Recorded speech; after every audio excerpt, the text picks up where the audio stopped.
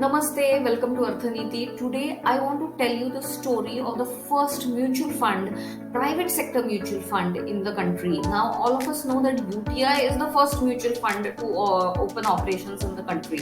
It was launched in 1964. Its US 64 plan was very famous and people benefited immensely following the decades after the launch of this scheme. It was looked upon more as a fixed deposit rather than a mutual fund plan because of the fixed returns. A huge percentage of fixed returns that it gave on the scheme for many years till the time the irregularities came to fore. People lost trust in UTI and the US 64 scam surfaced, right? But that can be a subject matter of another video. Today, let us concentrate on the first private sector mutual fund to open operations in the country. Now, along with UTI, there were many nationalized banks that came up with their own mutual funds. SBI, Bank of Baroda, to PNB, to name a few, had their own mutual fund schemes, but they were no match to the size and operations of UTI, Unit Trust of India. Correct? Now, till 1991, no private player was allowed entry into this space. Now, in 1991, Manmohan Singh, Dr. Manmohan Singh, the then finance minister, presented a tectonic shift in the economic policy of the country. He basically suggested that the Indian economy be opened up on three principles of liberalization, globalization, and privatization. What it basically meant was foreign companies could set shop in the country, could sell their products to the Indian people. So the Indian market was available not only to the Indian companies but foreign companies as well. It helped increase competition. It gave a larger variety and option to the people, and obviously, it had a huge positive impact on the economy of the country.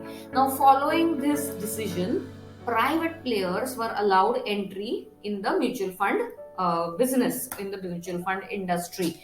Uh, During this time, a gentleman named Vivek Reddy, who had returned to India after studying and a small corporate stint in the US, wanted to take advantage of this decision by the government and open a mutual fund in India.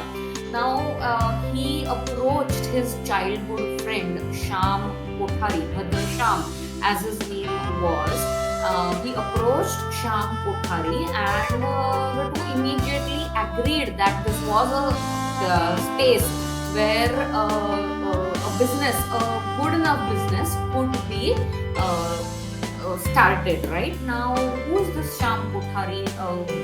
Sham Kothari is the son-in-law of Dhirubhai Ambani of Reliance. Yes, he is the husband of Mukesh and Anil Ambani's sister.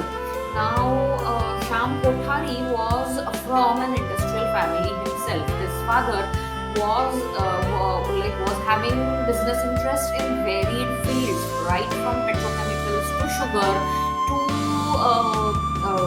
financial sector as well. They had a company called ITI. ITI.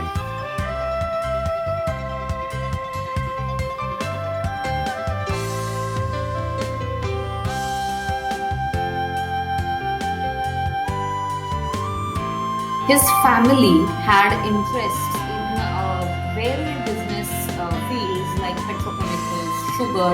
They also had some interest in the financial sector. They ran a company called Investment Trust of India.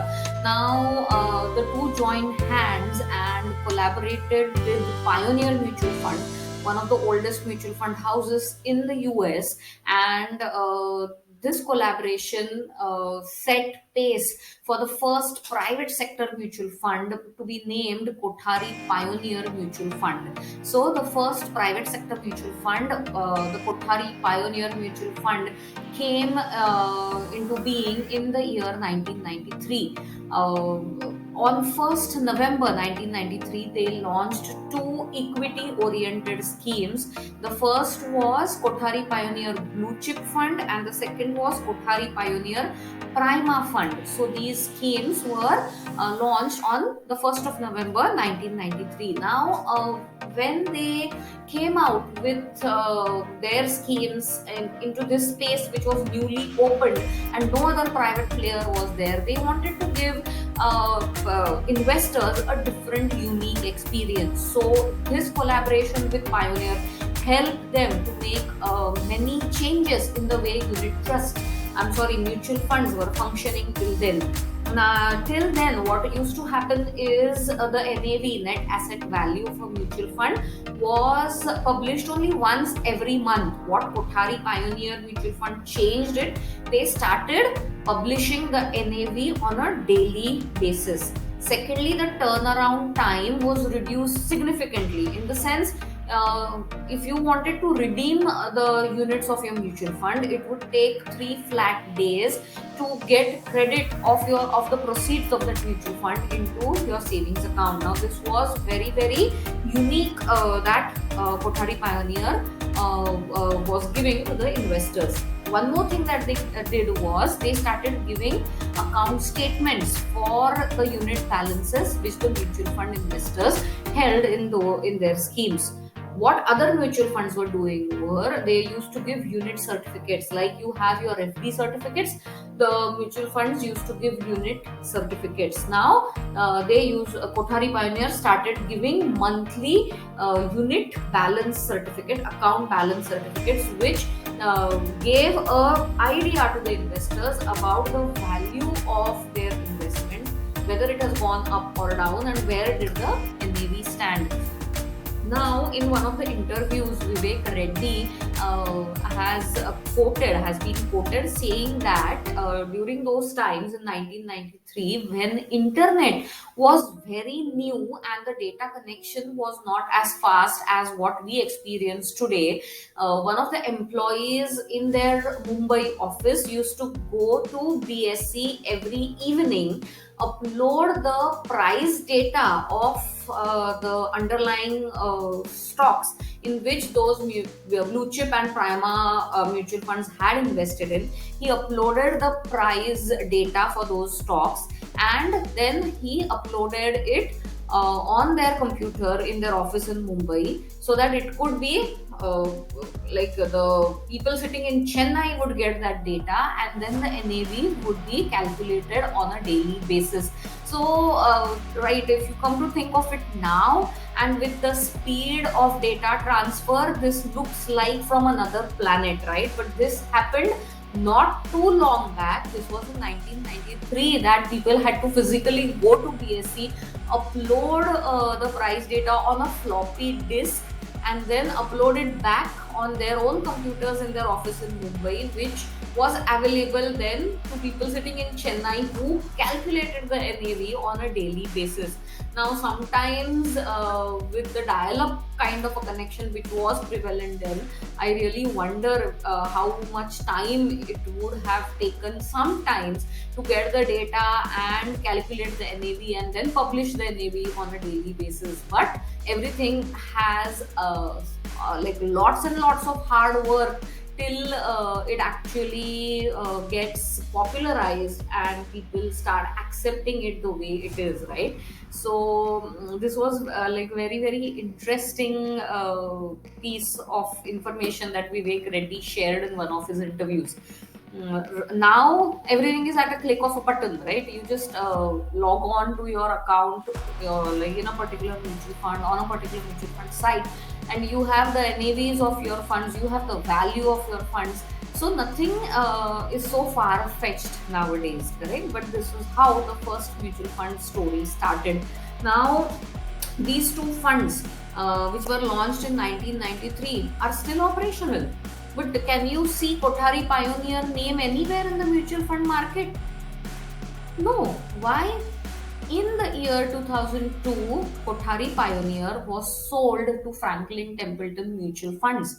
Kothari Pioneer, the two collaborators in this venture, had to go on their separate ways. Vivek Reddy, the third co-founder, had was still interested in running the mutual fund business, but then looking for different partners and re-entering the business with a different name was something which he thought was not a good idea, and he ventured on his own. Kothari and Pioneer separated their ways, and the mutual fund business was sold to Franklin Templeton, which became the third largest mutual fund house in the country when it was bought in 2002. So now the Blue Chip and the Prima funds are still operational and are known by the name Franklin India Prima Fund and Franklin India Blue Chip Fund. Now, if you look at the NAVs today, they stand roughly around, for Prima Fund, the NAV is somewhere around 1396 rupees per unit, and for the Blue Chip Fund, the NAV stands at 671 rupees per unit.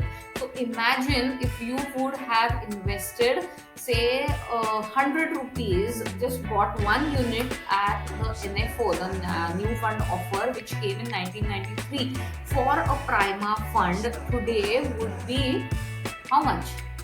1396 multiplied by 100. So your 100 rupees would be more than 1,39,000 rupees. And likewise, if you would have invested 100 rupees in the Blue Chip Fund, it would have been more, roughly 67 odd thousand rupees in a matter of how much time?